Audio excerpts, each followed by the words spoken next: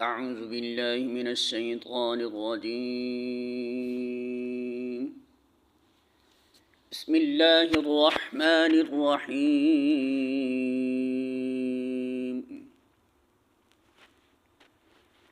الذين آمنوا يقاتلون في سبيل الله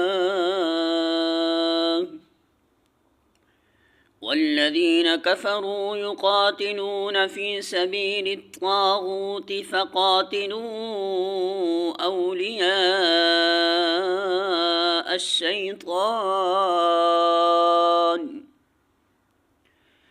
إن كيد الشيطان كان ضعيفا.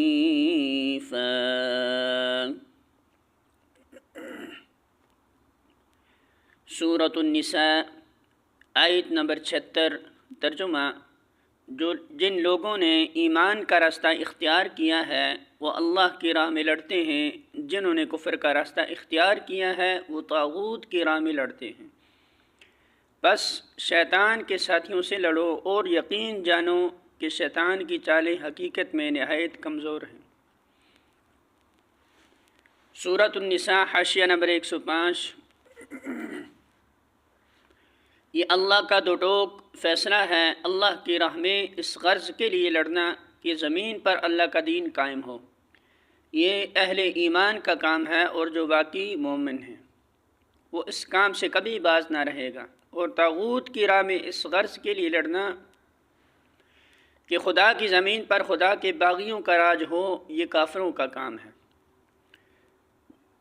اور کوئی ایمان رکھنے والا آدمی یہ کام نہیں کر سکتا.